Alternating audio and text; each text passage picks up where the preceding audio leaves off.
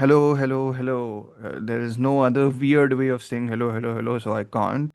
But welcome back to our wonderful journey with Chris and myself. Essentially, we don't have any other passengers traveling with us today in Lynchland. Lynchland sounds very weird without context, but David Lynchland. We are not talking just about contemporary America or the world in general. We are just talking about David Lynch's America, and in general, what we've talked. If you guys have followed us on our David Lynch journey, we have talked about all of his films that have come up until now. So that's Eraserhead, The Elephant Man, Blue Velvet. That's it, right? Those three. Yeah. Amidst that, we've talked a little bit about why we connect with his work so much, why we, and some of his short films also. And we are running, I think, 1 month late according to schedule, but that's par for course. Actually, better than usually most of our scheduling turns out to be. But, anyways, our focus for today is a film that neither Chris nor me had ever seen before doing this. I think all the ones we have no, even Elephant Man we didn't see before. We only We seen hadn't once seen that. essentially. Blue Velvet, Chris has seen twice. I've seen like thrice. Eraserheads, you've seen twice also, or I've once seen only? twice. Yeah. Twice. I saw it two, three times also. So we have again. We come to. I think I mentioned it even in the first episode when we started doing the David Lynch marathon that there will be some films which we haven't seen. So our reactions to them might not be glowingly positive, as we are, I suppose, supposed to have in um, a David Lynch retrospective, given all these episodes are coming out after his passing this year, in like the beginning of the year. So no, we whatever we are going to express, whatever we thought about his films, we've again talked a lot about what draws us to his films. You'll kind of get another uh, repetition of what clicks for us, because I think his films, once you start to sort of catch or like get the rhythm of them, they sort of do have a sort of a repetition to them that will probably come across in our responses also. But big note to make, I think, is that we had initially planned to cover Twin Peaks season 1, 2, and 3 after Wild at Heart and Twin Peaks Fire Walk with Me. But because we are A, lazy, B, very tired, and C, not in the mood to have our heads scrambled too much, we are pushing the Twin Peaks discussion back to essentially the end of this year or maybe beginning next year, just because we want to cover all his films first, and then I suppose it's fitting that we end with Twin Peaks, considering his career, the capstone of his career at the end is Twin Peaks The Return. So then we'll be talking about Twin Peaks and Fire Walk with Me. We'll kind of mention, or at least I'll kind of mention Fire Walk with Me in passing in this episode, because what the film we're talking about is Wild at Heart, which released in 1990 and is essentially squeezed between the release of Twin Peaks and Twin Peaks season 1 and Twin Peaks season 2, actually, and then Twin Peaks Fire Walk with Me comes, I think, 4 years later. The previous film he made was Blue Velvet, which I increasingly begun to feel is my favorite Lynch film. But no, Wild at Heart, the reason I'm mentioning Wild at Heart is squeezed in between sort of Twin Peaks is because it's often, is it often overlooked, or is it often almost forgotten a little bit, just because Twin Peaks was such a phenomena when it released that the hype for that sort of took over. Blue Velvet is the genesis in many ways of Twin Peaks. And that's where it all starts, and then the Lost Highway and Mulholland Drive come later, and they sort of almost, they feel like a whole in a way. Like it's where it feels like everything that what people know Lynch for is represented by those films. Wild at Heart sort of escaped me also when I was first watching his filmography, but it's a film which has garnered much love and like since its release. Like it's, I think it was released in 1990. It surprisingly won the Palme d'Or at in 1990. And then I looked up who the jury president was, and the jury's Hmm. president is Bernardo Bertolucci. For anyone who's unfamiliar, he's the same director who made Last Tango in Paris, which is a slight, you know, I guess, hint at what aspects of Wild at Heart maybe appealed to Mr. Bertolucci. I'm saying all this facetiously, but that might actually not have been the case. It might actually be the reason why he loved Wild at Heart. Anyways, the whole idea is Wild at Heart is an oddity of sorts, in both a great way and I think not the best way. But the whole point I think I was getting at with this is that it premiered at Cannes. It received sort of mixed reception there, apart from, of course, winning the Palme d'Or. Hmm. It found it difficult to find distribution initially in in the states. When it eventually found it, there were Hmm.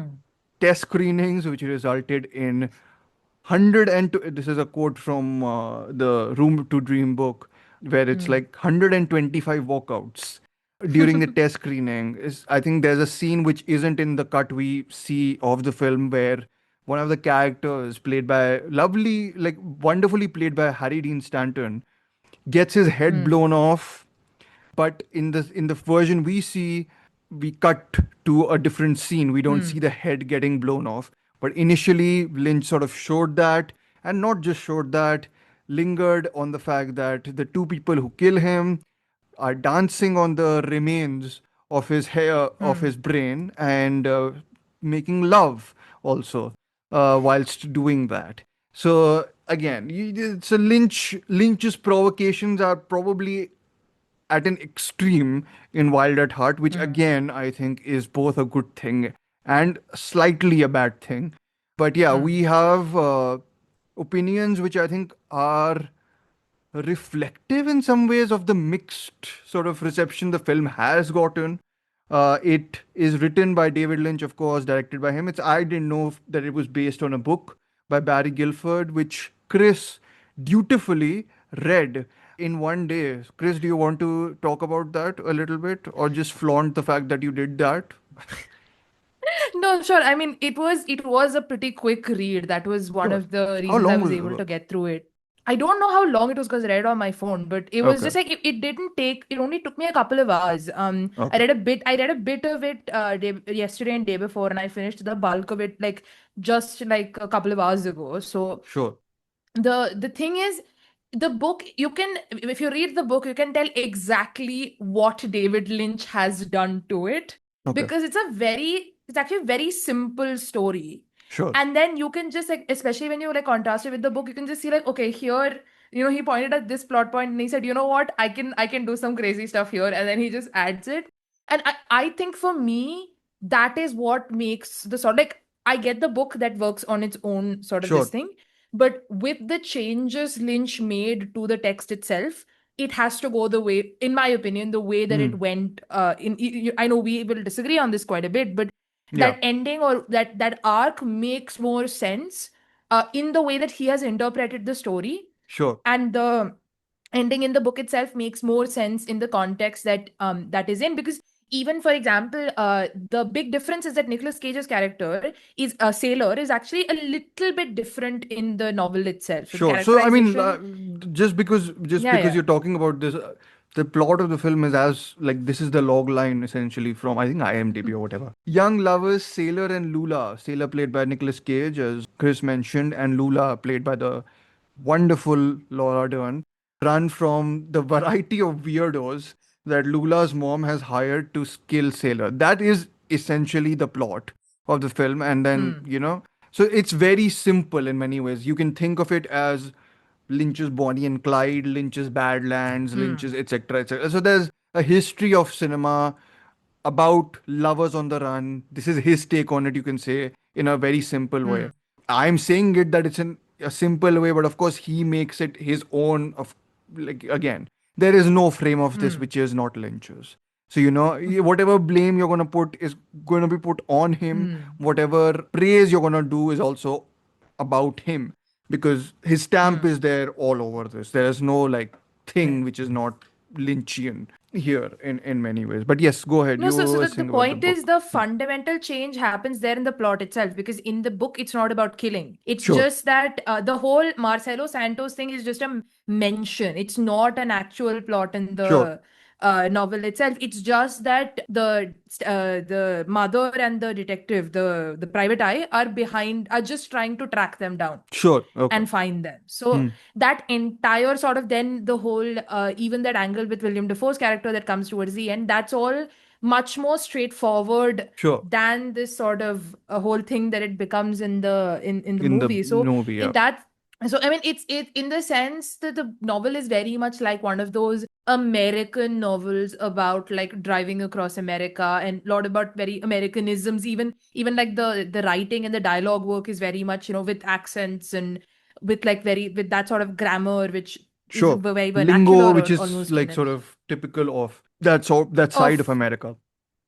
Yeah, so lingo, and also in the sense that grammar is very different, right? Hmm. The sort of the perfections that we try to go for, a's and ands and all of that, prepositions, all of those like little details, pronunciations, those are all sort of accounted for within the writing itself, Sure. which is also, I think, part of what makes it a really quick read, because it's like just like really short chapters of small incidents. It's just Sure. scene, short chapter, short chapter, short chapter, and flies by pretty quickly. Hmm. But I also get that is why it becomes such a potent ground for Lynch to Sure. then take it somewhere, right? Because Mm. for me, I think one of my big changes is going to be, this is to me the opposite reaction to what I had with Elephant Man, where Mm. I thought that was a very well made film that had a couple of major flaws that stopped me from being able to enjoy or appreciate it. Uh-huh. Whereas here, I'm starting from the idea that it's a flawed film, Mm. but it's got enough elements that work that make it really enjoyable for So me. this is So your that's the sort of essentially,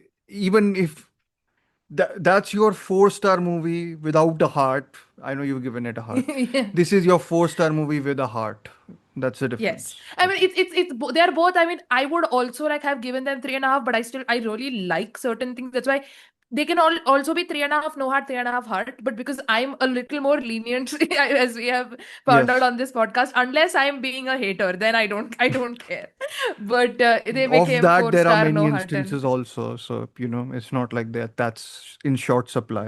Bollywood gives you enough of for course. that. Anyways, yeah. So, no, absolutely. I think point taken. And we'll discuss a little bit more. I mean, not we, but like I'll ask you more about the sort of adaptation stuff, Hmm. because I'm interested to know sort of, Hmm.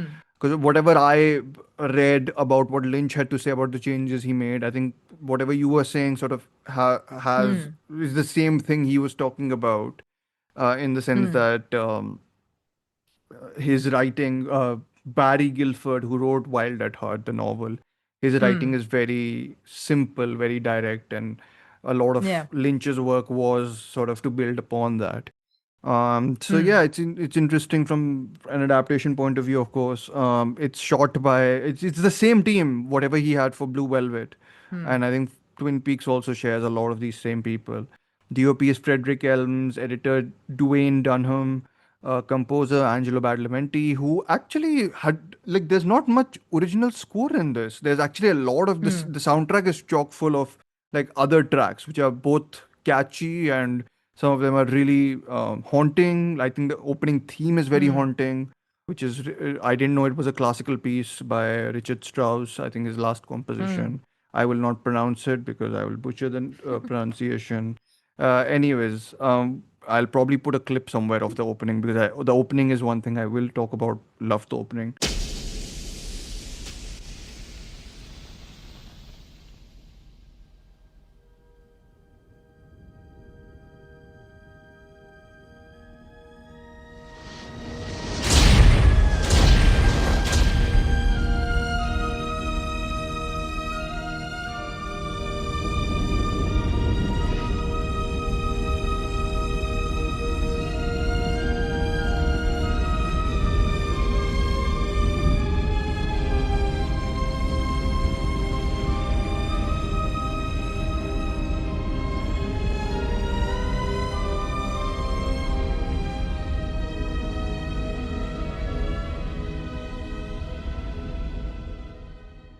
stars, we've talked about Cage and Dern, then other cast members, Willem Dafoe, Diane Ladd, who I did not know was the real life mother of Laura Dern, which Hmm. is interesting. I really didn't know that. But, anyways, lots to talk about in terms of performances, some that maybe worked for us, some that maybe didn't, and Hmm. why they didn't, I think, which is the other like, I think, interesting thing about it. But Hmm. yeah, I mean, I think I've covered a fair bit of the production side of it. I think it's the least, in at least in the book Room to Dream, the least sort of expounded upon. It felt like the easiest, quote unquote, easiest Hmm. production that Lynch was a part of, because I think it was the time when he was at the height of his powers in terms of Blue Velvet was a success, Twin Peaks was huge, so it was easy for him to get these projects made also. And I think this sort of just Hmm. came by at that time. So yeah, I mean, so there's sort of not a lot of sort of, that production turmoil that sort of then he faced earlier and then faces later also, because you'll see Mulholland Hmm. Drive, the whole mess that happened with that, and other stuff. So yeah, I think this is all the context and everything covered. I guess we'll do like brief initial thoughts and then we can Hmm. talk about it in depth. In spoilers, of course, we've kind of spoiled bits and pieces of it already, but again, this is Hmm. not it's a Lovers on the Run movie. Guess what happens? Two things can happen. One of them doesn't happen, which I wanted to happen, and the thing that happens is we'll talk about it. We'll talk about it. But yes, Chris, what did you think of Wild at Heart by David Lynch? So I think one thing that you mentioned as well, and I said that to you as well, is this is very clearly Lynch's messiest film. You called it shabbiest, I call it messy, which Hmm. to me is actually quite appealing because Hmm. while I really do enjoy the sort of clinical perfection that you Hmm. see in something like Blue Velvet or Eraserhead or even Mulholland Drive, I find it very interesting when a director sort of gives into their sort of indulgences Sure. and sort of instincts because like of course you can have overindulgence but sometimes those like again you said about comparisons. I'm going to bring in my I comparisons knew because you you've were gonna already bring in primed me. something, so yeah. I mean, I messaged No, Chris so saying that today he's gonna bring some. I have some comparisons also. I don't know if they're like wacky, but some of them were hmm. really. I was surprised that these comparisons came to my mind. Anyways, you go on with your head Yeah. scratching comparison first. No, I don't think it's that head scratching, but the point is like when I watched Megalopolis last year, Oh God, I I knew had it. this Yeah, go I ahead. had this sort of sheer joy at a director who's capable of making such precise films, Yeah. allowing themselves this sort of wild at heart, this sort of reckless abandon in Francis order Ford to Coppola is not the example to cite. He's made Apocalypse Now. That film is like a fever dream. Anyways. Anyways, my point is that it's very interesting when you watch a filmmaker just like allow themselves to, go with what they're wanting to You're make, gonna and enjoy even Inland e- Empire. Can I tell you that? Because I'm that's very looking that forward to it is then. him on crack, essentially. So that is, Yeah, yeah. and also the thing is like when you make a film campy and like odd and this thing, I'm going to be there all I through and through. know Like that. Yeah. I the thing is like Nicolas Cage as an actor, I have never really like cared The for or yeah. So just to like mention, rated. we Arijit was initially supposed to come. I think he got caught up in some work. He is the Nick Cage fan, so I like that's the perspective we are missing here. Because I think both Chris is not an I would say I'm almost at times put off by some of Nick Cage's Okay. antics. So antics as in he's done a lot of like I've never got the so bad it's good phase of Nicolas Cage. I actually really like Hmm. him in like stuff in which he's like actually very good. Like Adaptation Hmm. by Spike Jonze and written by Charlie Kaufman, where he plays a double role. And Hmm. so yeah, so to me, I have to say like going in, I guess I'll put that caveat in that I'm not a Nicolas Cage Hmm. guy, and but to Hmm. me, I don't think this is that much of a Nicolas Cage film. So it to me Yeah, it's yeah. so I look at it in a different way from that perspective. Anyways, but I just want to No, put that out. I don't like to clarify that some of us are not Nick Cage fans. I know everyone seems to think everyone loves him, but yeah. Anyways. Yeah, so like my experience of watching his films is that the National Treasure films, and I think what's it called, the Sorcerer's Apprentice or whatever, Oh would play yeah. on the TV a lot, and my brother and I would just watch it whenever we were bored and nothing better was playing. So Hmm. that is all I know of him, and I know that the cult following is there, but I watch very little Yeah. of his work in general. But for me, I think the moment where the film clicked Hmm. was when he puts on that snakeskin jacket and he says that dialogue. Hey, my snakeskin jacket! Thanks, baby! Did I ever tell you that this here jacket represents a symbol of my individuality and my belief in personal freedom? About 50,000 times. I was like, yes, this is what I am here for. Because there is that energy that just the sort of bad shit balls to the wall kind of energy that the film has, and that sustains through and through. Like I was saying, what is it? It's lot of fire, fucking, and fantasy and freeways in the land of Oz, Yeah. and that's how I see it. Like, Hmm. there is, and again, for me, fundamentally, again, obviously, Laura Dern's performance is what makes the film work, but there is a certain way that romance is characterized between these two characters that I find very fascinating. Hmm. Like, obviously, there can be a lot said about Lynch's gender politics. In general, I think it's a thing that you can go We'll back and talk forth about upon it a a little lot. bit in this. Absolutely. But Hmm. I think, for me personally, there's always this thing about like, how do you show heterosexual gender romantic like dynamics? That's something Hmm. I wrote my bachelor's thesis on. Yeah. Something that I find very fascinating. And that's the thing, right? In the book, the slight difference is that the Nicolas Cage character is not as sort of emotionally devoted almost as Nicolas Cage's character is, despite his violence. Like it always comes back to a certain however you want to call it, whichever mode that happens in, there is a clear like love, or like at least some sort of passion that permeates and sustains through the entire thing, and it makes you like I just hope these crazy kids Hmm. make it, or do well, that sort of a thing that for me really sustained through. And there's just a lot of like really fun wackiness, like this the scene where he sings and in that nightclub, and then they're dancing, and lot of that sort of craziness that and the thing was that like I could see very much that this film has got issues, but it like pulled through for me just enough that even as we'll get to it, that ending was like, if it doesn't end this way, I'm probably going to be upset, and so I'm really glad that it ended like this. Okay. Yeah, I think there's a fundamental difference in I messaged you this. I think there's a fundamental difference Yeah. in how we responded to aspects of the film. So Mm. to me, the tackiest, and I think you would agree, it is tacky, but you found it charming. And so there's Yeah. a difference. I think for me, Lynch all like the best of Lynch, which is I think most of Lynch, never sort of just strikes as wacky, laughing with slash at the characters, which I was Hmm. doing in this a bit, a fair bit, Yeah. in the first half especially. So the snake skin jacket bit, when that happened, I was Hmm. like, oh, you're going that register? You're going that Nick Cage register? I'm like, how will I recover from this? I was thinking that, how am I going to take this character seriously after this? You're like, how will I recover from this derogatory? How will I recover from Yeah, this exactly. affectionate? Absolutely, it is that. And but derogatory, as in like I wasn't bored by the bit, but I was like, okay, I like this is one of the rare instances where I was like, I can see what people complain, like who don't like Lynch's work, who don't get with his work. Hmm. I was like, I can get what they find very off-putting. And not that I Hmm. was off-put, but I was just like, this is missing that sting of like Hmm. of Lynch. Like I don't mean that it needs to have like a cynical sting, but it has again. I'll probably bring in Blue Velvet again and again because there is a Hmm. shadow of Blue Velvet hanging over this, as there is a shadow of Fire Walk with Me and Twin Peaks also a little bit hanging over Hmm. Wild at Heart.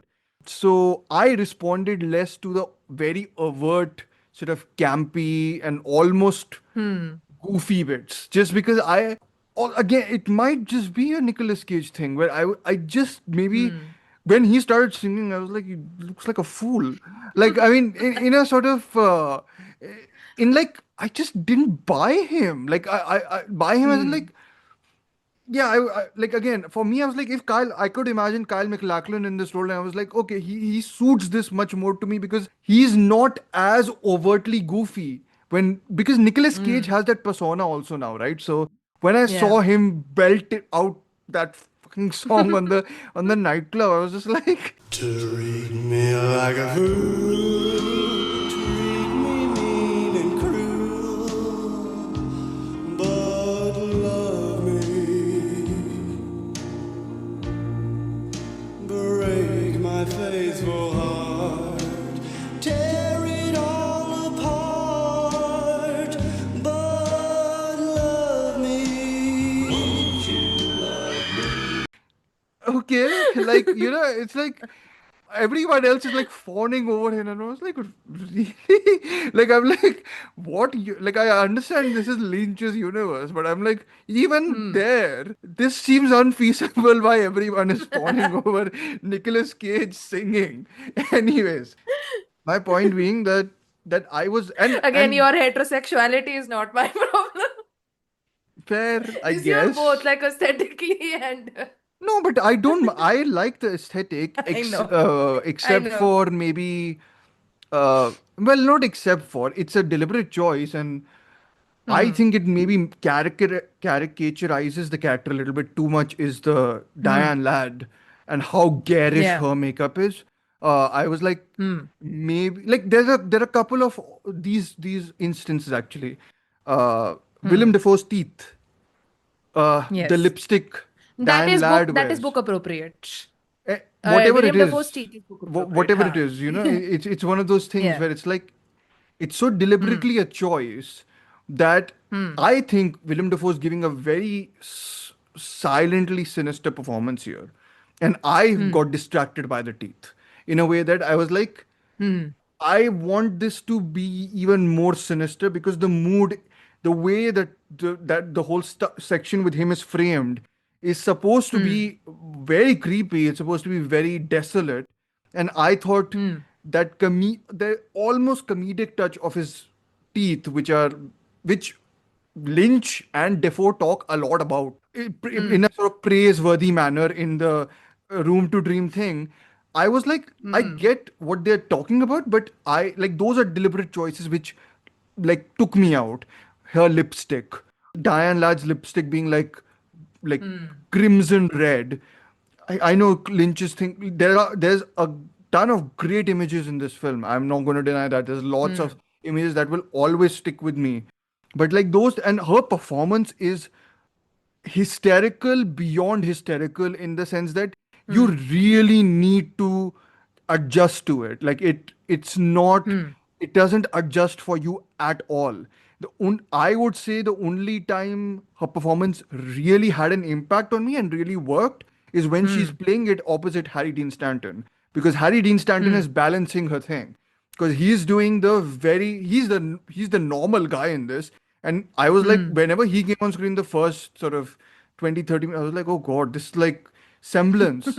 Like, like he's weird in he has those quirks, but like he's not like aggressively like not Hmm. quirky, but like aggressively weird. And when she Hmm. was doing her hysterical thing in front of him, who's like very poker faced, very sort of calm and measured, her performance worked. Hmm.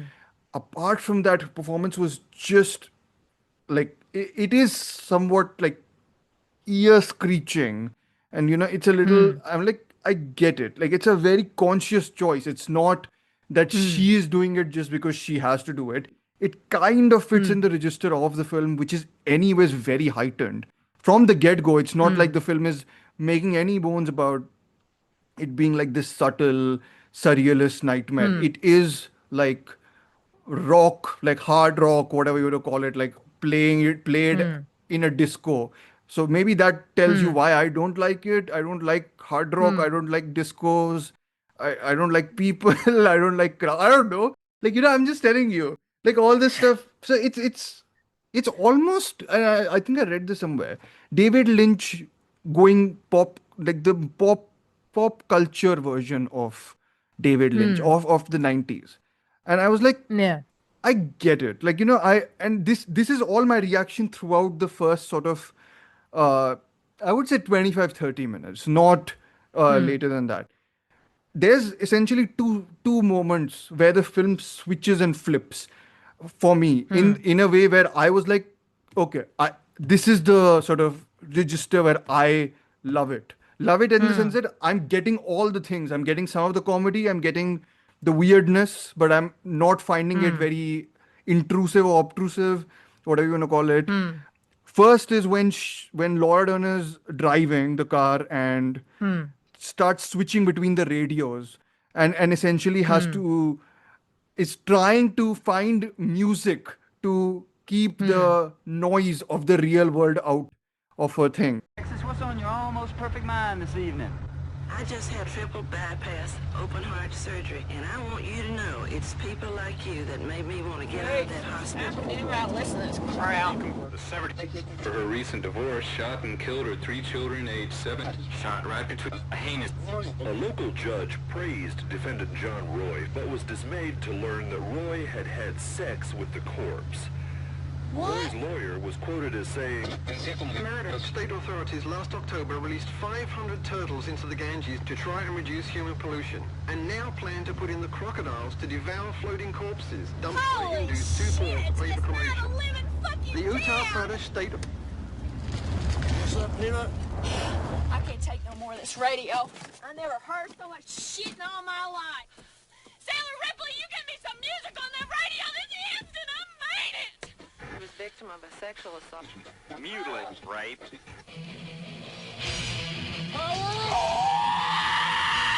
Okay, that's firstly a very funny scene to me because it's also very much riffing on Night of the Living Dead, which is mentioned in the dialogue also, and it ends on a very sort of dreamily romantic moment, which is reminiscent of something like Blue Velvet, and because it's played, I think, against the music of the theme music, I thought it worked really well. And then there's the turning point, which I think is like magnificent. That one scene I think is terrific, and I did not expect it to come.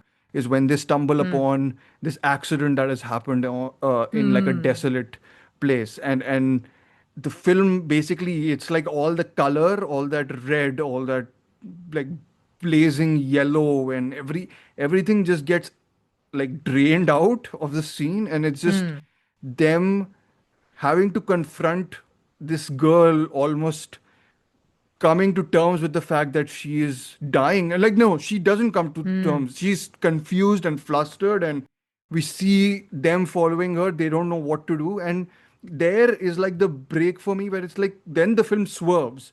It goes into like a direction where it's almost, and this is where my weird comparison might come. I don't know if you've seen Sairat, but it like there's a turn in Sairat where it goes from Bollywood to, realism. This has one of those, rock music to silence, essentially, where and I really did not expect that to happen in the film. And then the film also becomes very concentrated on this couple, which is played by Nicolas Cage and Laura Dern. Their chemistry in general is terrific. The back and forth they have in general is terrific. Nicolas Cage is, I think, terrific in the section where the wackiness is like taken out of him. So I'm talking about it in that sense. I really like his sort of, the way he subdues himself throughout the film. I really like that. Laura Dern, I think, is terrific throughout. She gets to me the register of Lynch in the perfect way. Like her screams are the perfect encapsulation for me of you. There's the hysteria never crosses the line into where you're laughing at her. It's rooted in some genuine, really horrible trauma, which this film is filled with sexual violence, physical violence, mental violence. I don't think the film does the work of unpacking or dealing with it a lot. It's there, but there is a lot of it, and she has to channel it a lot. And Lynch, I think, communicates that a lot through some images. But I think, again, I love that stretch of the film, and then the ending happens, and I went, Anyways, I've spoken a lot. You can counter me on a lot of No, these no. fronts, Chris, if you No, want. I don't necessarily want to counter you, but I do think it's like it is that approach difference, right? Like what I was thinking is I have only started watching Lynch's cinema this year. Hmm. I happened to watch my no, not this year, last year when you recommended Mulholland Drive to me. So not very long ago. Yeah, So the point being that I don't know if this is what I was thinking is that I think I'm at a point where David Lynch's autorism or his style has not reified in my head. It's sure. not one thing. It's sort of Hmm. I'm still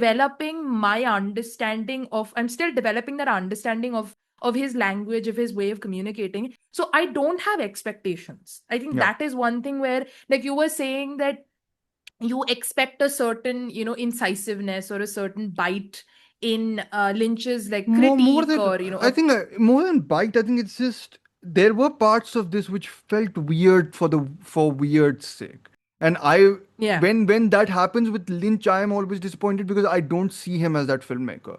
I've never seen him as that understood. Yeah. filmmaker, and I don't also like when filmmakers in general go into in that territory, just because we Yeah. have that's the whole self-indulgence thing going into the thing where it becomes an issue for me. And Yeah. some of this film is very sloppily structured, I have to say. Like, Absolutely. Yeah.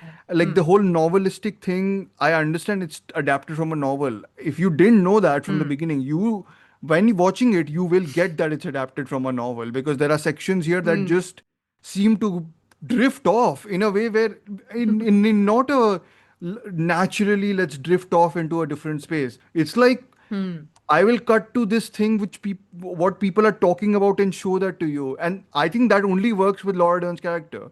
I think the flashback with Nicolas Cage's character is very problematic in the way it's shot also. It's one of the few times I've felt I can't justify the camera taking the male's point of view as, no, like I felt it was leery in a way where I was like, I don't really like, are you doing this for like a comedy Yeah. thing? Like, it's one of those few instances I've questioned that, and I thought the flashbacks with him and Diane Ladd were perfunctory at best and useless. And Yeah. so, all those things are like too many, too much excess in a way which is not productive, I would say. And I would, just to make this the last point, I would compare the structural play here, and I think you can say something about, there is probably something to be said about the fact that we talked about Blue Velvet, and we talked Yeah. about how that was one of the few Lynch films which was very streamlined in a way, in terms of narrative. Like, it wasn't narrative heavy, and this is not particularly narrative heavy, but this has one of those things which will become a recurring thing for his films after this is subplots and subplots and subplots which seem kind of tertiary to the main story, because it's showing you, in this also there's this Mr. Reindeer who we see for like a little bit, and then different, like very select incidents we see from there. I would compare the sloppiness of the structuring here to, I think, the similarly splintered but much more effective structuring in Mulholland Drive, especially the first half, where the Yeah. film is switching between the main narrative and a lot of B narratives or C narratives, but like doing it in a way which makes sense, especially within the context of a dream.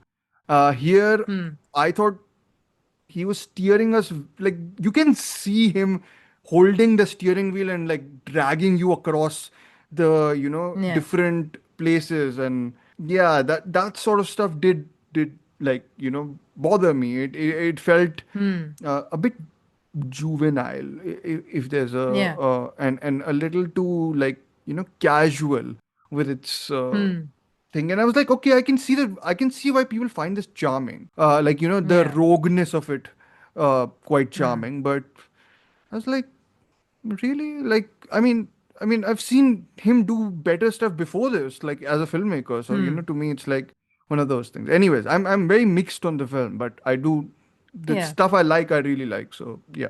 Yeah, I think for me the whole excess and like weirdness for weirdness sake is not. I mean, I think it's a problem I face in very specific ways. Again, like I was saying, I don't like that idea of what Lynch can do and the efficiency of his film hasn't reified in my head. So I for Yeah. me essentially when that snakeskin jacket scene happens, a flip switched in my head.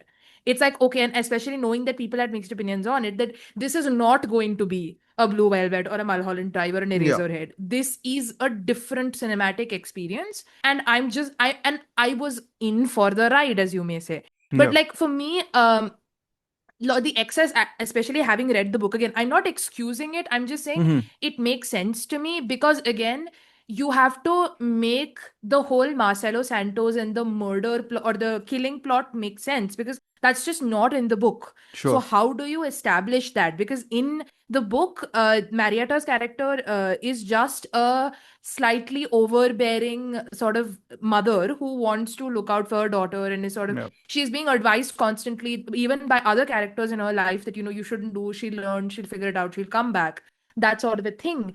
But in this, if you have to make sense that she would sick like actual murderers or assassins behind or hitmen behind Nicolas Cage's character, you Hmm. have to have the tone or the build up for that to happen. So that's where the sort of flashbacks come in, and some of that. Again, I'm not saying it's justified, like some of it Hmm. is a little bit. Again, for me, her character was a little bit of a problem. Like the whole Hmm. the lipstick being smothered all over the face and all of that did feel a little too I wacky and mean, out of to and again to the mitigating the way in which I think the film mitigates its excesses Hmm. is by I think making David Lynch's love for Wizard of Oz overt in a Exactly. way where I Yeah. was like after this, no one can even like say that he doesn't love Wizard of Oz. Like, it's so overtly that. So, anyways, Yeah, and that's what I was coming to, that right. The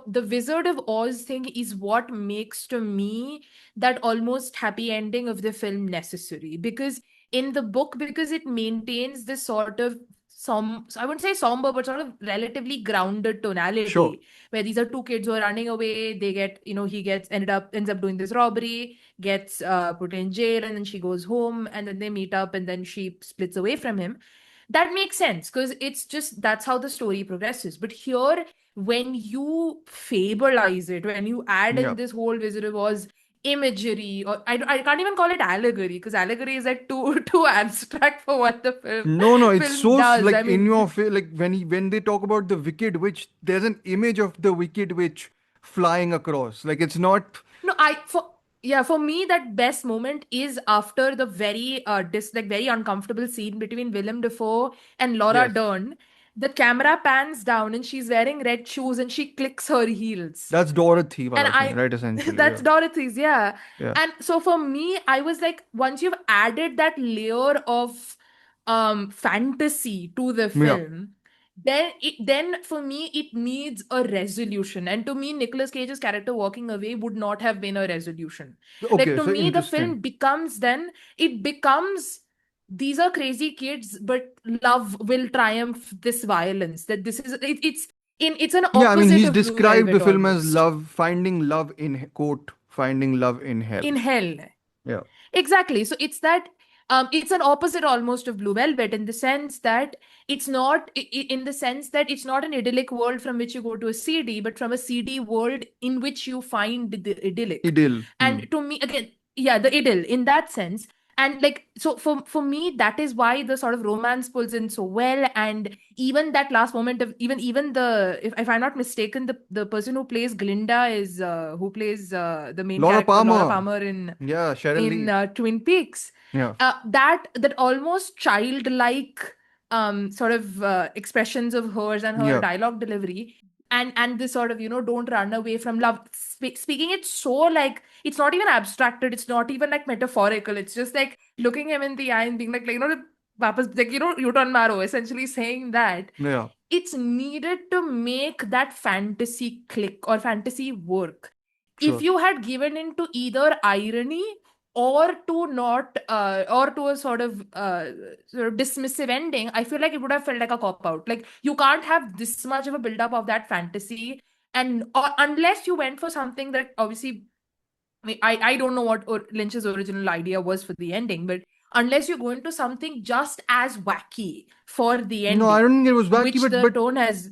but I think to me the whole thing is that the fantasy is running side by side, and the moment when she clicks those her feet, Heels. Yeah. Laura Dern does in the motel room after she has that encounter with Willem Dafoe, which is very uncomfortable and features, I think, one of the repeated images of her hand, her like very violently squeezing her hand, which is mirrored with her having sex with when she's having sex with Nicolas Cage's character, which to me is the more interesting stuff. Which to me is like their relationship is contaminated in a way, like from the get go, Yeah. because Nicolas Cage's character is not just sailor, he is Daddy Returns also in capitals. You know, it's that it's all that stuff, and I'm just like, when she clicks the heels, and when she doesn't see her life changing and her being like trapped in the dissolution, to me that is the film in many ways. To me, it's her. Like to me, it's her film. I told you, I messaged you saying, take Sandy out of Blue Velvet Yeah. Suburbia and put her in this. Like maybe she broke up with Jeffrey and came to this side of this world, right? This is her story where she's clinging on to this musical wonderland where the radio is turned off and like everything is hunky dory and like nothing happened in her family. Her father burnt like himself, and like her mother wasn't involved in any of the misgivings of her past and all that stuff. But when that crack appears, to me, that's also the crack in the fantasy. Like to me, that's the natural conclusion. Like the whole what you're saying about the fantasy thing, and to me, the natural conclusion is that the fantasy dies down or dies out. To me, it's not that the fantasy returns in the form of a bubble-shaped Glinda, which you would have loved, no? You would have thought about Ariana Grande, didn't you? When she appeared. Gerlinda. Girl Linda. Gerlinda, not Glinda. No, but in the sense, to me, it's not though. Like it's not a return of the fantasy, but it is a return of the desire for the fantasy. Like I don't see the ending as a quote unquote happy ending in the sense that like happily ever after, but that desire to reconstruct in the face of all this I don't know. It's violence. just so cheesy, and like it's so cheesy I in love it. it's so cheesy in an unconvincing manner. Like to me, it was. I was just like, I just don't. Again, it's that thing I told you in Blue Velvet when like it's maybe the characters, because in Blue Yeah. Velvet I was like, I believe I want Sandy to have her dream, and I was like, in this there is no dream. Like their relationship to Yeah. me isn't pure. Like their relationship or the desire to have that relationship isn't like founded on firm ground. I think they are imperfect because it's her essentially craving back her dad in like that very weird way which every filmmaker likes to do. But no, like to me, there's something contaminated in that relationship, expressed most significantly by the mirroring of her hands clenching, being the Yeah. same when Willem Dafoe has an encounter with her, and Yeah. the same encounter she has with Nicolas Cage. Like to me, Yeah. that's like genuinely disturbing contamination of the fantasy, and I'm like, to me, I Yeah. couldn't like even return back to the desire for this romance. I was like, Yeah. there's no romance here. Eat your candy, stick with your son, and you can go find your job, sailor. And then it's like topped off also by this the photo vanishing for like the Wicked Witch's photo vanishing. And I was like, come on, like I don't buy this. I was waiting for that to happen. I was like, the moment she pours a glass of water over a photo, I was like, this is what he's doing. I was so excited. No, but like that's the thing. Like I don't need the purity. I never see a purity in it either. But that's the point. Like these are two extremely broken, people who are like, obviously, you've got Nicolas Cage's character who's been in Whose prison for story actually, manslaughter. the other thing, I know we didn't mention this, one of the other digressions I really like, which is Yeah. actually another instance told by Laura Dern's character, is the one with Yeah. Dell, whose character's story and like sort of paranoid thing about someone having their gloves over him all the time sort of mirrors Sailor's desperation actually throughout, where it's like, Yeah. what is the snakeskin thing he says? Hey, my snakeskin jacket! Thanks, baby! Did I ever tell you that this here jacket represents a symbol of my individuality and my belief in personal freedom? But it's not that. I think that's the whole, like, to Yeah. me, the most effective parts of his performance actually come when all that is taken out. That all those things are actually just like this wacky construct of this fantasy, and then just someone, but in actuality, he's Dell. He's stuck in this Yeah. whole sort of self-deceptive sort of loop of, all this stuff that I'm just like, wait, I don't know. I found it incredibly hard to get along with the turn in the last. I was maybe just seeing the film in a totally different light, because I Yeah. once they hit Big Tuna, Texas, I was like, there is no getting back from this. This is No Country for Anyone, or whatever, No Country for Old Men, or whatever you want to call it. Like, it takes on the tone of something as desolate as the Coen brothers' No Country for Old Men at times, where these people who were before this, like, very, like, passionate lovers, they're basically like reduced to nothing. They're like separated from each other for a long time. When they're in the same room, they can't look at each other. It's like totally silent. There's no like that loud music, which was like, some wonderful edits of Laura Dern, dancing on her bed, then match cutting to her and Cage dancing on the dance floor. So, none of that. It's just like really like spare and desolate and quiet. And I was just like, there's no going back from this. That's it. That's life. No, but yeah, no, but again, that's what I fundamentally like. Maybe it's a different way of watching the film, and again, I don't know how substantiated I feel about this, but for me, that is what it clicked there. Like there is no, obviously there's no purity. It's two broken people, one person who's like been to prison and experienced all of that, and the other person who's experienced a lot of sexual trauma and loss of a lot of grief and all of those things. And it's that sort of desperate clinging on. Like there is some recognition, some simmering understanding between the two of them. Like one of the things that works wonderfully for me in the film is its eroticism. Like there's been this whole discussion that's been going on recently that a lot of people have written about, and it's been going on for almost like a decade at this point, about how like films are like everyone is sexy but no one is horny anymore. Like everyone's beautiful but Oh, no yeah, one's yeah, yeah. sexy. In the whole contemporary sort of post whatever corporate or like that Marvel and all scenario where you've got these Oh, no, extremely this movie is chiseled and well positively built. horny. Yeah. Yeah, and that's like for me the eroticism works, it makes it work so much because Okay. that is the eroticism also becomes a part, because sexual violence is such a through line throughout the film. The genuine eroticism and the way Laura Dern's character speaks about their sexual interactions, their intercourse, the way that she describes it becomes the sort of respite from this world. Like it's not pure, it's not perfect, but there is a recognition. So even for me, that whole scene of her telling Sailor that she's pregnant is wonderfully done, because Yeah. in the book she just tells him, she goes up the room, she's not sick, she's not well, he comes Yeah. up afterwards and she's just like, I'm pregnant. Here you build this great tension of There's that puke and also, right? Of the smell of there's the the puke puke. on the floor, Yeah. and they show the Yeah. shot of that, and there's flies buzzing around the room. And then she sort of says, I can't say it. She writes it down. And the thing is, she's experienced so much. You're not like, you can get it, but you're not even really sure at to what extent or what she's perhaps revealing. And then it happens, and then he is sort of in this moment. He's like, I'm fine with it, because of what we have. And she gets this moment of a turn when she's like, no, I'm the one who's not ready for it. But there is still that underlying something that remains. And that is what makes, for me, her warning so haunting. Like another moment of hers I love is her telling Sailor's character that do not go with Bobby. Like I Yeah. see him as this black angel and Black multiple Angel, things that yeah. she calls him throughout, hook up with him and something, there's a dialogue with there as well.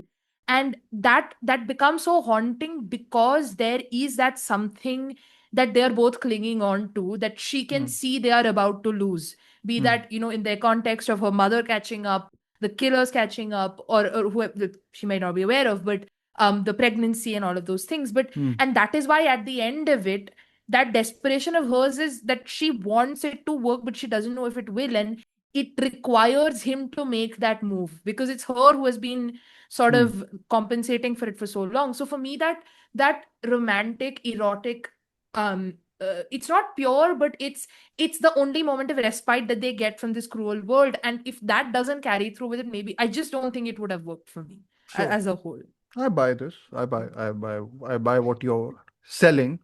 Uh, I mean, I'll 100% be going back to this film if nothing else for Laura Dern. I mean, I'm a Yeah. huge fan of Laura Dern in general, but like again, Lynchian actors, I think need to have something to them which isn't specifically just natural acting, right? It's you need to Yeah. really nail the hysteria in a way which I think you can see the contrast in how Diane Ladd shouts in this and how Laura Dern, and it kind of tells you which register I think Lynch is operating at best. Like even in the beginning, she Yeah. has this hysterical shout towards Sailor when he's basically beating the shit out of a person, and it's like she like that hurt, and there's a lot of moments where she's just like looking silently into the mirror or out, and she's just like doing this thing where she's remembering stuff because she is traumatized, right? She's been carrying something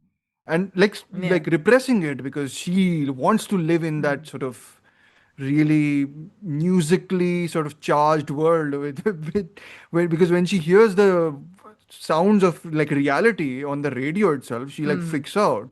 She doesn't know how to react. So yeah, Yeah.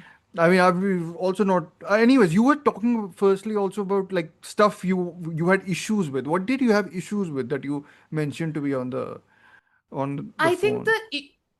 issues is the sort of messiness, right? Like in the Hmm. sense of the whole, like the Johnny Farragut dying scene, or that whole the murder thing, and the even the Isabella Rossellini Subplottings. character subplottings. I feel like there is like it's something that is both issue, that is also an issue, but that also works in the sense that there is a constant dissonance that is may not be, I don't know if it's intended, but there's like an aesthetic and tonal dissonance that either can work in the larger scheme of things or can feel a little too random. Like Hmm. I really like how affecting that scene that you loved with the Audrey from Twin Peaks is, that scene Hmm. of the crash, but also to me it is such a tonal whiplash from the entire film Hmm. that I like it, but I also sort of, where I'm like, I really like it in isolation. I don't know for me if the transitions and the clicks, where it clicks into and out of the film, but the rest of the narrative really works. So for me, Sure. that's one of the things. Another thing is obviously the gender politics of it are extremely questionable. Like I know I can acknowledge that, but still say that I and like I still was able to enjoy whatever the final product is. Like there are some really fantastic images that go entirely unexplored. Like there's the scene of Laura Dern getting an abortion, Yeah. which is an And it's absolutely shot, horrifying and it's image. shot like through this circular metal. Like it's not Magnifying. shot naturally. Is my point. It's Yeah. shot in a very stylistic manner, and Yeah. yeah, and again, there's a lot of like these stylistic ticks like sprinkled Hmm. actually throughout. But yeah. What else? Sorry, Yeah. you were So saying. that's the idea. The film is sort of really messy in its structure. It's sort of meandering. It like the thing is, it did take me a while to get through it. Like it wasn't like a easy thing to get through. I Hmm. took multiple hours to have to stop and then get back to it, and that sort of thing I did experience it. So But I that's what don't I do this hmm. usually, but I've started Yeah. watching it.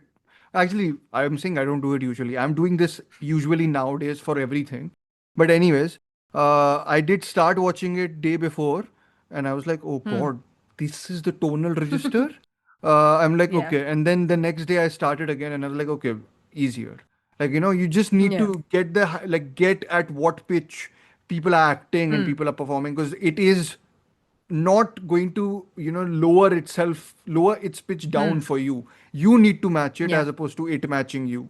So, it's one of those things. So yeah, so fundamentally, like I can tell that the filmmaking is not like there. While I say that his David Lynch's autorial style hasn't reified, but there are still certain expectations of a certain neatness and efficiency that I also have developed after seeing how well he does it. I can see the sloppiness. I can see, like you said, it being sort of wrenched one way or the other to make sure it stays, or in an attempt to make it stay on track. Those flaws are very apparent to me.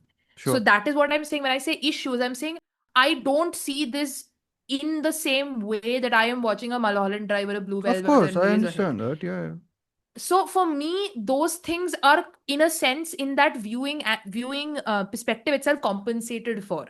So I Sure. can accept that the film has got a lot of flaws, like that Nicolas Cage flashback is extremely questionable in how it's leery. The even like you can say that a lot of depiction of the mother character borderlines on like misogynistic tropes of on hysteria, and even how not at all interrogated the sexual violence, or that scene of sexual violence that is depicted with Laura Dern's character, experiencing childhood sexual abuse at such a young age, just sort of is I mean, is glossed over. that's like, to me, I think when the happy ending kind of just also dissipates a lot of all this, which I think I find more Yeah. hard to get with, in the sense that Hmm. if that persisted, the whole Hmm. idea, and then this of course goes back to my pet peeve as usual, vertigo, Hmm. which is that the cycles of trauma and violence against women in many ways then become like a central thing about it. But in the happy ending, just like is like all that can be one place. We don't care Hmm. about it. It's like all Hmm. that's sort of pushed away, and I'm just like, Hmm. I don't know how to, like, if you're gonna use Yeah. all that as like Hmm. like a big crutch for your character, having them Hmm. then like succumb to this romanticism after coming to this very silent realization, with Hmm. reality. Yeah. I just it didn't sit right with me in a way where yeah, I couldn't reconcile the whole thing because Yeah. and I don't, again, Lynch isn't someone who soft pedals in general, I think, in Yeah. anything. Like, he's like, Hmm. I know you've not finished Twin Peaks, but Yeah. Twin Peaks is one of the big examples of this. He's really not Hmm. looking for easy solutions Hmm. anywhere. This feels like he fell in love towards Hmm. the end of his shoot with someone, and then this is almost Hmm. like a romantic sort of send off he gave to his Hmm. characters, which is fine. Which again, I buy your argument for, but I don't know. Hmm. It just punctures so much of the Yeah. messiness which I actually like in the film, that Yeah. I don't know how to react to it. But it, anyways, it's again that sincerity cynicism thing, right? Like Lynch is at the end of the day a deeply cynical filmmaker, all said and done.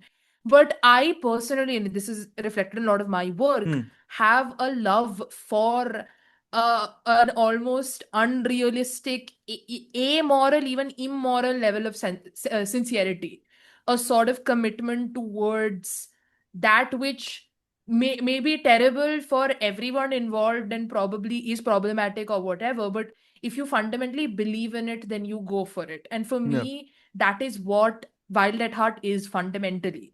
That maybe David Lynch fell in love with the characters, he fell in love with someone, yeah, like you said, it could be any number of reasons, but that ending is so self-sincere in a way that to me is, you said, I cannot even, like, it's so absent of irony, it's yeah. almost anti-irony, and Yeah, there it's is no so smidgen of irony in it. No. there's not, and Which to is me also there which is is the reason something. which is the reason why I Yeah, couldn't get with it, because I was trying to get with it, absolutely. because I was like, because everything that preceded it, I was quite liking at that point. And Hmm. then when it ends, I'm like, oh, can I find, like, give them, there's maybe an edit, there's maybe like an image or maybe anything where I can, like, Hmm. impose my irony into this Yeah. in the sort of sincere way which it is done in Blue Velvet, because it's Yeah. both sincere Hmm. and ironic, which is the whole Yeah. beauty of that film. Yeah. But here, when it tips over entirely into sincerity, I was just like, I can't make Yeah, that because leap. No. yeah, for me that's the difference, right? Like Yeah. for Blue Velvet, the balance of the sincerity and irony will always make that there is always an irony there. So Yeah. for me, while I love that film, there Yeah. will always be the intellectual before the emotional. Sure. I love films that directly bypass the intellectual. Sure. I mean, we've spoken about this multiple times with Lynch, that he sort of attacks you, or his films reach you at a very Yeah. visceral level. This is properly like sensorial. What do you call it? Sensations. It's like properly Yes. full throttled cinema. Like what do you want to call Yeah, it? but even that, I'm saying pure emotion, like it hits the heart, which Yeah. is not something I associate with Lynch. Maybe perhaps a little bit here and there, but for me, I was not expecting that from Lynch. That it hit my heart before I was able to intellectualize it, which is Sure. again why I am also wrestling with the trouble that you're having. That I really enjoyed the film, but I can absolutely confront and I want to address the fact that it is a deeply from its politics and its gender representation, a deeply problematic or at least deeply questionable film worth interrogating, criticizing, or just picking Yeah. Yeah. apart, because Again, there are Lynch no, has very rarely made an uninteresting film. You yeah. know, I would say even Dune is interesting. Uh, so yeah. Someday I'll get my supervisor to argue that Someday Dune you is will a be with him here, not anyone else. I am not rewatching that movie. Anyways, say what were you saying?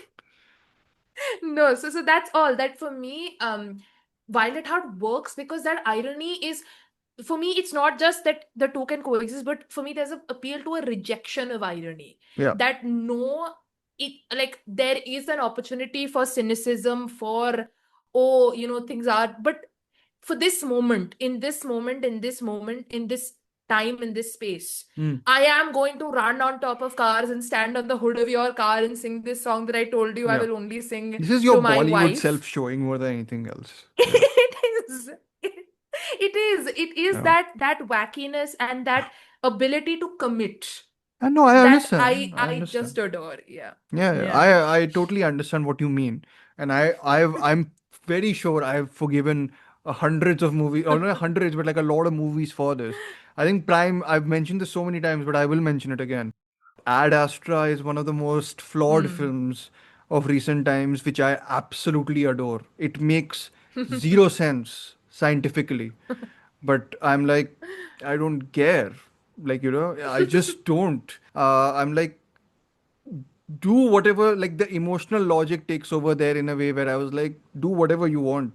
Like in the way your emotional self is driving the film. I don't care, like, the logistics of, whatever you did in space and what, because I've seen a lot of complaints made against it on those grounds. I'm like, I don't care. So, like so I understand where you're coming from. It's just, yeah, I'm the annoying, you know, look at that. How could this happen? Type of idiot here. But I think again, I maybe next watch I get the click of that romanticism even more. But who knows? Anyways, any other thoughts? I mean, yeah, I have to mention actually a couple of, because I noted down some of the great images in the film. And I've already told this to a couple of people on message, just because I always again look for opportunities to promote films which I really like but are not seen by many. This is so the opening credits, wonderful. I love fire imagery on screen, and especially I love filmmakers who linger on it as long as Lynch does here. I was like, you spend the whole opening credits on like fire blazing across the black screen. I'm like, that's terrific. It reminded me of Werner Herzog's Lessons of Darkness, a film I adore. And it is also about the sort of corruption of spectacle, or like corruption, like the how destruction is spectacular, whatever you want to, whatever lane you want to take. This is also there in your favorite Francis Ford Coppola's Apocalypse Now. Like the central thing about that film is also that. So yeah, that image and the recurring like extreme close-ups of Laura Dern's memory of this burning thing, like around her. All that's terrific. Like those glimpses, those cutaways briefly to the image of burning. I already mentioned the extreme close-up of the hand, which I loved. Then what else is there? There's a lot actually. The matchsticks.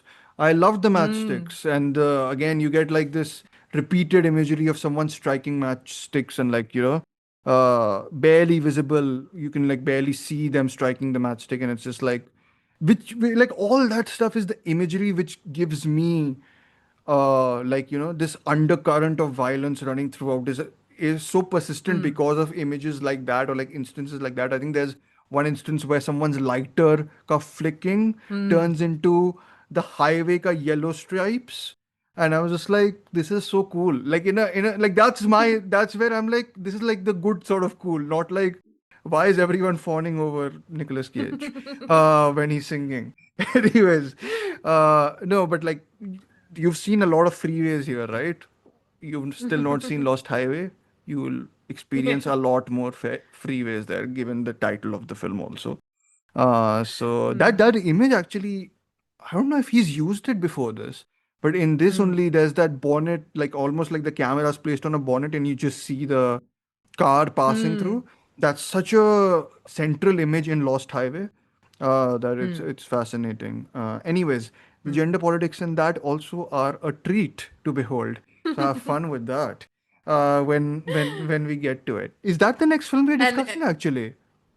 Yeah, I think it might it is. be. It is Yeah. because we're skipping Twin Peaks, right? So yeah, I think it's Lost Yeah. Highway, then Straight This Story, is the and then Mulholland Drive. misogyny allegation duology No, it's not that we're going to. misogynistic, but it's no. That film is very much No, I'm about. saying misogyny allegations towards us for liking the film. Listen, I've objected to Chris's liking her of some stuff in this. I don't want these allegations flying out at me. Usi ko, just blame him for this one. You can blame me when Sure. in the other episode I just did with Prakhar where I compared Anora to Substance favorably. Male filmmaker makes a movie about women is better than female filmmaker makes a movie about a woman. That's my cancel card. I should put in my pocket and just walk out. So yeah, that's my cue for Chris. I think he's past the point. I think of he even follows Sean Might Baker on Letterboxd. So I you know, do. yeah. Might as well embrace the sort of misogyny allegations and just like roll with it. No, I mean the funniest thing is it's always been really funny because it's wildly gender affirming because people are like, of course you're a man. And I'm just like, you have such opinions. I mean, Thank you. Question mark. Oh God. Anyways, no, but I think, but what you said was actually really true, and in general, with Lynch's stuff, like most of his films are just fascinating. If even if you don't like them, like or even if you're so conflicted about them, fascinating to dig into and just pass through. There's so much in them, and so much to like even though there is a repetition of themes and everything, like there's so much like variations, his own variations on a lot of those things that it's fascinating. And again, best thing about next month for me is rewatching Lost Highway, I think. Because I really like Lost Highway. I don't, but again, it's not my favorite, but I really really like it. I know a couple of people consider it their favorite though. So it's if we can get them on, we will let you know. But Chris, any other thoughts before I close this episode off? No, since you're talking about images, it's just such a small image, but it's been stuck in my head for some Mm-hmm. reason, and it's just a wonderful performance quirk from Laura Dern's character. It's in the beginning of the film when the mother gets the call say from Nicolas Cage's character Mm-hmm. that he's getting out, and there's this shot of Laura Dern on a staircase, and she's got Yeah. her hair down, and she's just standing on it with like one hand in Hand her in. hair in this like extremely dramatic pose and like breathing heavily, and I'm just like, it's such a wonderful characterization of Yeah. that sort of, and also her costuming is just so like whack. Like obviously he's got the snakeskin jacket, but like you are like, what are you wearing, as especially as like the film progresses, like What are you wearing, and to a are you wearing stuff? There's also are you that. like Yeah. the scene where Willem Dafoe's character comes in, and even immediately after that she's like wearing negligees essentially and like Yeah, walking I around mean, the interesting. But again, like, there's a lot of there's a lot of women in undress in the whole film, like in yeah. general, and in some ways, of course, it's shown as a very Hmm. exploitative thing. That's what a lot of the men in power in this do. And then, of course, if you want to see the exploration even more of that, it's in Mulholland Drive. And I think from whatever I've read, and because I really need to Hmm. rewatch Inland Empire, right? I that Hmm. like properly went over my head. Uh, but I remember liking it. And people say that that's where he's pushed even more and more into how, women's images and bodies are exploited by the medium and the people who are in charge of it. So, all that stuff is Hmm. explored more in Mulholland Drive is, I think, the most like sort of apparent where, Hmm. he very much is talking about actresses and how they are exploited. Um, Yeah. but yeah, I mean, again, Lorden, uh, I don't know. Of course, she'll never listen to this, but great. She's a great actress. She's a great, great actress. Indeed. And I think she only recently got her due for Marriage Story, of all things.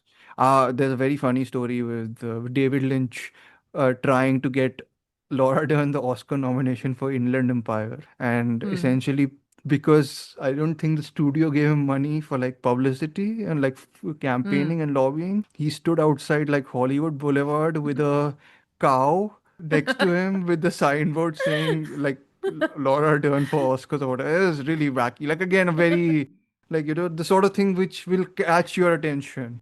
But that Hmm. is probably her, monumental performance because it's Hmm. all centered around her.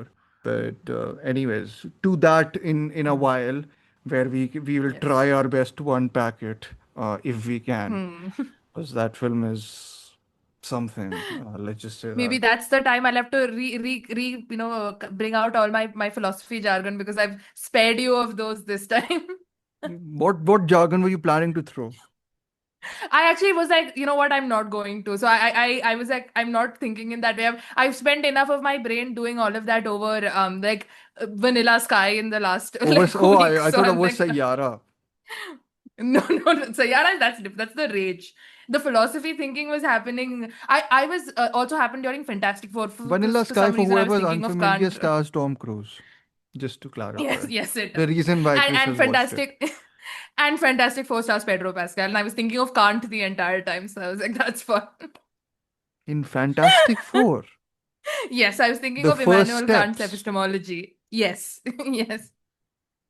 But I heard he's not good in it. Or is he good in it? I liked him. Okay. I mean, I like him. I don't know if he's good in it or not. That's one Okay. question you shouldn't ask me in Okay. such context. So I will not Okay. comment. Which is also the reason which explains why Chris likes Mission Impossible 8. On that note, Shut up. Treat me like a fool, treat me mean and cruel, but love me. Break my faithful heart.